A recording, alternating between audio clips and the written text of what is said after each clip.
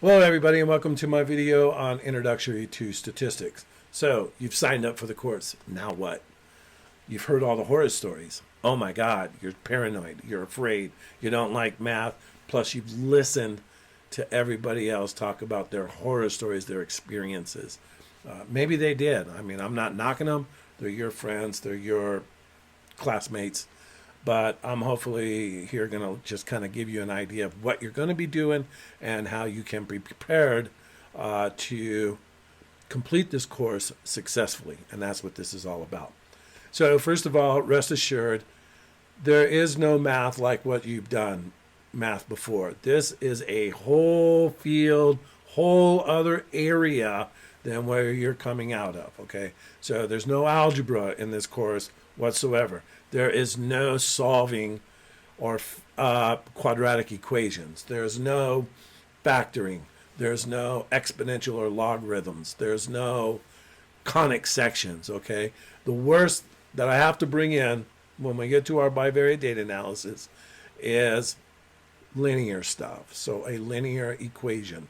That is, y equals mx plus b. Knowing what the slope is, knowing what the y-intercept is. That's it that you're going to be bringing in from your prior mathematical experiences. But based on that information, this course is highly conceptual. All right, so you can use technology to compute or to make the computations for you. And as we go through the course, you'll see what I mean. But once you have those numerics, what those computations are, you have to be able to identify and interpret what this stuff is telling you. You got to give meaning to the numbers. So not a whole lot of interpretation when it comes to factoring a quadratic equation, but in this case, there's a whole different thing. So a lot of concept going on here. So hopefully I got you a little intrigued, but let's get into the gory details. Maestro, cue the music.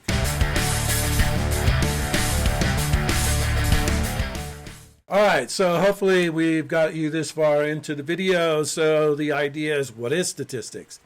So a lot of the authors, they will do something like it's the science of collecting, organizing, summarizing, analyzing, coming to answers to questions, making statements about data and stuff like that. And they're all pretty much correct. So this book right here is a book called Statistical Methods. It's written in 1937 by a guy named George Snedeker and William Cochrane. This was pretty much the Bible back into the early 1900s, and I like what they had to say, and that is that statistics deals with techniques for collecting, analyzing, and drawing conclusions from the data. So you'll notice that all these definitions of statistics, no matter who your author is, pretty much runs the same. But what I'd like to do now is to take a moment and go into these individually. What is collecting data? What is summarizing data? What is answering questions? That's what I hope to conquer in this, to help you to relieve some of your fear and anxiety.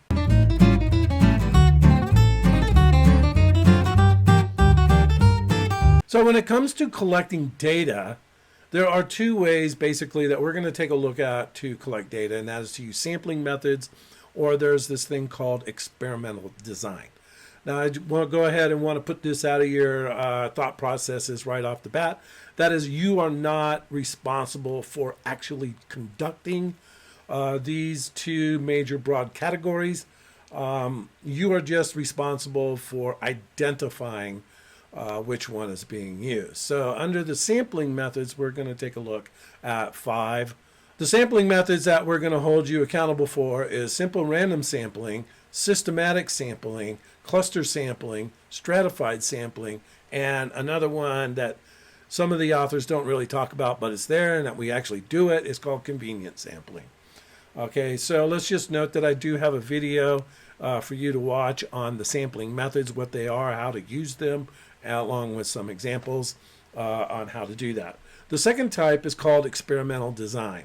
Now, experimental design will come into two broad categories. There is this thing called a complete randomized design, or there's this thing called a randomized block design, or a block randomized design. Again, all I want you to do is be able to recognize which one of those two is used. There is also some other terminology that is involved with experimental design. There is this thing called subjects or experimental subjects. Who are we doing this? What is the response? What are we looking at? There are factors, there are treatments, there are factor levels, there are various treatments. So you have to know that type of terminology. So being able to take a look at a scenario, what's going on, and parse that information out is going to be what we're going to hold you accountable for. And then to be able to determine which one of those two, complete randomized design or a randomized blocked design, is being used. So these are the two broad methods. That is the sampling methods and then the experimental design. Okay, and you have to be able to also discern between those two. So now that we've collected the data, now what? What do we do with the data?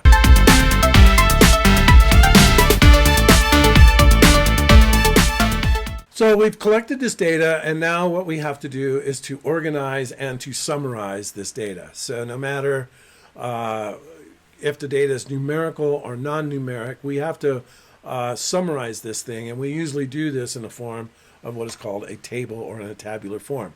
So depending on who your author is, this could be either what's called a group frequency table, a relative frequency table, a grouped relative frequency table. I don't know.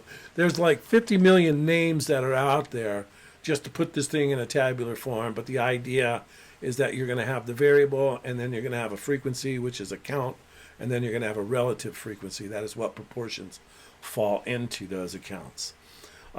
Based upon the type of data, whether it's qualitative data or quantitative data, is going to dictate some other methods as well. So once you've summarized the data in a tabular form, then the next thing will be graphs. Again, technology, one of the technologies that we're going to use, or that some of you may use, is a thing called StatCrunch, and this will create the graphs for you. Basically, what I'm looking for is that you can interpret and read the graph. So graph reading and what information is coming out from you. To create bar charts and pie charts for the non-numeric data is something that is straightforward and easy for you to do. All right, and the technology will do that as well. When it comes to quantitative data, the graphs that we will use are histograms, stem and leaf plots. Later we'll talk about a box plot and then a dot plot. We use these to tell us about the shape of the distribution of the data. We use these to guesstimate, if you will, the center of the distribution, and then we take a look to get a hold of what is called the spread of the data about its mean. So these are some of the things that we can do with our data set. We'll take a look at another one called the exploratory data analysis, and we'll get all of that in up front, and that's what we're going to be doing then. So now that we have the data, we've synthesized the data, we've brought the data together, and we've summarized the data. And in some cases now, the next step would be, now what?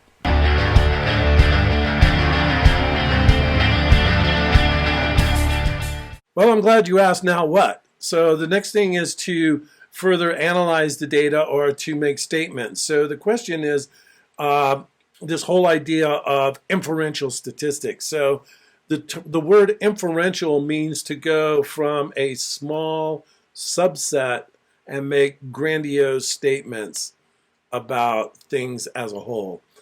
We as human beings, this is something that we do. This is just built into us, that if you receive some information, then we tend to make broad generalizations.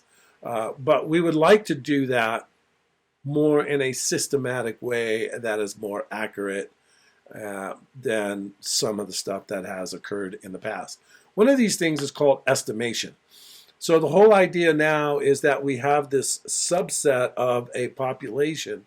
We have this whole population, and now we have a subset. So the idea is I want to use this subset to make the broad statements about the population as a whole. So for example, we're coming up into an election. And you're going to be inundated with this and bombarded with this every time you turn around. But you're going to get these polling results that says that 1,120 registered voters were asked if the election was held today, who would you vote for? And say 46% would vote for candidate A and 40% would vote for candidate B. And now the question is, what does this mean? So the idea is that they use this information to say that 46% is going to vote for this candidate, gives this candidate kind of an idea of where they're at in the race at that point in time. Okay, so you'll also notice that when you're going to say that 46% of all registered voters is going to vote for that candidate, that's based off of that 1,120. All right, so we have to be careful when we go to make statements about all the registered voters based off of those 1,100. So we have to realize that there could be some error that is involved. So you'll notice in those things, they'll say that a margin of error of plus or minus 4 percentage points is involved with that 46%. So the question is what does that mean? So what they have now done is they have used the sample to estimate a population parameter as a whole. So that's one of the things that we're going to be interested in. The second thing we're going to be interested in is hypothesis testing. We're going to start off with hypothesis testing with single population parameters involving the mean or involving the proportions. The idea now is that maybe 10 years ago, 20% of 18 to 20-year-olds lived at home with their parents. So a researcher is interested if that proportion has increased. And so they'll go out and collect some data to find out what proportion of 18 to 20-year-olds are still living at home with their parents. Another thing could be, say 5 years ago, registered nurses were making $50,000. So 5 years later, the researcher is interested if the annual salaries for registered nurses has increased. And so they come back and they say that the average annual salary, they go out and ask 30 of them, say it's $55,000. So the question is yes, technically 55,000, there is an increase, but the question is that $5,000 increase enough to say, yes, there is enough evidence in the data to say that the average annual salary for registered nurses has increased, or do we come back and say, no, there's not enough evidence that this $5,000 increase is just due to innate random variability in the sample. Our next thing that we'll go to is hypothesis testing for two population parameters. So two means, two proportions. So for example, we could be interested in which grocery store is the cheapest. So you go out and you get 30 items over at King Soopers, and then you go out and get the same 30 items over at Walmart, and you want to compare if there is a price difference between these two stores. Was one actually cheaper than the other? So that's one thing we could take a look at. Suppose that the institution has developed and wants to implement to incoming cohort study skill sessions. And so they take this cohort and then they go through this training, and then they come back a month later and they ascertain some information. So then the question is, did it work? All right. So those are two population parameters that we're interested in making statements about. So the idea with inferential statistics, which is going to be our last major component, is making statements about a population based on a sample.